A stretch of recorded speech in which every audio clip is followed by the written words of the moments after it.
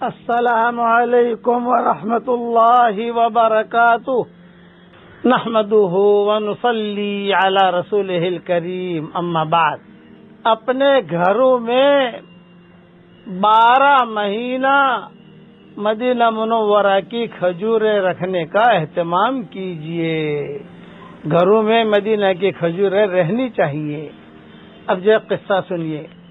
حضور اکرم صلی اللہ علیہ وسلم کا معمول تھا کہ اپنے گھر کا کام خود اپنے ہاتھ سے کرتے اور اس سلسلے میں اپنے ازواج مطہرات کا ساتھ دیتے اور ان کا ہاتھ بٹاتے. اس میں کوئی عار محسوس نہ کرتے. ایک دن سردی کا زمانہ تھا. گھر سے باہر کمبل اوڑھے ہوئے اپنے اونٹ پر حضور صلی اللہ علیہ وسلم تیل مل رہے تھے. خود کا کام بھی کرتے, کبھی کبھی اونٹ پر تیل بھی ملتے تھے. تو ابو طلحہ انصاری کے نومولود بیٹے عبداللہ کو لے کر انس بن مالک آ گئے. ایک بچہ پیدا ہوا تھا تو انس بن مالک جو ہے اس کو لے کر آ گئے اور فرمایا کہ حضرت یہ میں اسے لایا ہوں, اس کی تحلیق یعنی تحلیق کے لیے لایا ہوں. آپ صلی اللہ علیہ وسلم تحلیق کرائیں, یعنی نومولود کے منہ میں کوئی میٹھی چیز چبا کر ڈالیں. آپ صلی اللہ علیہ وسلم نے ارشاد فرمایا کیا ساتھ میں کچھ کھجورے بھی لائے ہو؟ تیل مل رہے ہیں اور تیل ملتے ملتے پوچھ رہے ہیں کیا بھئی تم لائے تو ہو بچے کو, لیکن ساتھ میں کچھ کھجورے بھی لائے ہو؟ انہوں نے جواب دیا کہ ہاں جی ہاں لایا ہوں. آپ صلی اللہ علیہ وسلم نے ان سے کھجور لے کر چبائی اور اپنے منہ سے لے کر بچے کے منہ میں ڈال دی, جس پر بچہ اس کو چاٹنے لگا. پھر اس کے چہرے پر آپ صلی اللہ علیہ وسلم نے ہاتھ بھی پھیرا اور اس کا نام عبداللہ رکھا اور فرمایا کھجور انصاریوں کی محبوب غذا ہے. یہ قصہ سارا کے سارا صحیح مسلم میں ہے. پتہ چلا کہ گھروں میں کھجوریں رکھنی چاہیے اور بچے کو جو بھی تحلیق کراوے وہ کھجور سے کرواویں. مدینہ منورہ کی کھجور ہو تو بہت اچھا ہے کہ مدینہ کی کھجور کی برکت ہی الگ ہے.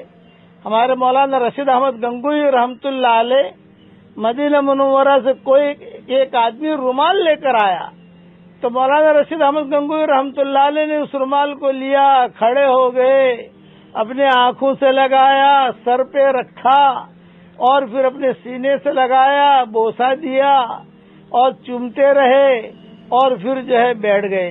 تو کسی نے کہا کہ حضرت یہ رومال تو جاپان کا ہے, جاپان بنا ہے اور یہ مدینہ سے آیا ہے, حاجی آئے ہیں تو وہاں سے خرید کے لائے.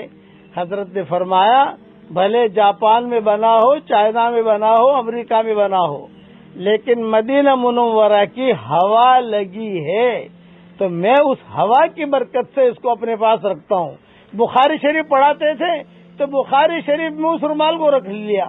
فرمایا کہ مدینہ کی ہوا لگا ہوا یہ رومال ہے, اس کی برکت سے اللہ میرے سینے میں حدیث کا نور ڈالے گا. یہ بڑوں کی ترتیب تھی. اس لیے اب وہ تو یعنی بنا ہوا جاپان کا ہے, خالی مدینہ کے حوالے کی ہے, لیکن مدینہ منورہ کی زمین کی کھجور اگر ہو, علماء نے لکھا ہے مدینہ منورہ کی زمین کی جو کھجور ہوگی وہ گھر میں رکھنے سے بھی برکتیں ہوتی ہیں. خاص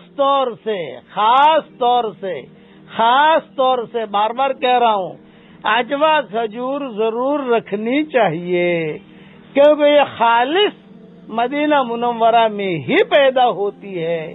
باقی کھجوریں تو دور دور سے آ کر مدینہ میں آ کر بکتی ہیں, لیکن کچھ کھجوریں ایسی ہیں جو مدینہ کی زمینیں پیدا کرتی ہے اور زمینیں پیدا نہیں کرتی اس کو.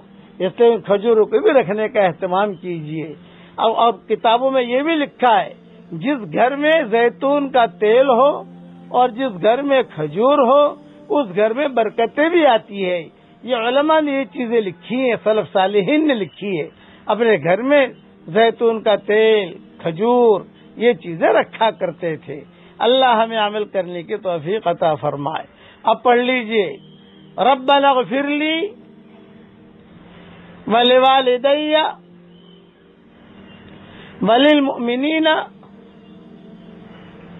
یوم یقوم الحساب. دیکھیں میں نے اتنا پڑھا، الحمدللہ دنیا میں جتنے مسلمان مرد اور عورتیں ہیں ان سب کے برابر اللہ نے مجھے نیکیاں دے دی.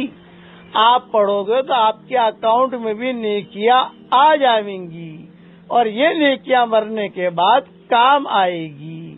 اللہ تعالی ہم سب کو عمل کرنے کی توفیق عطا فرمائے.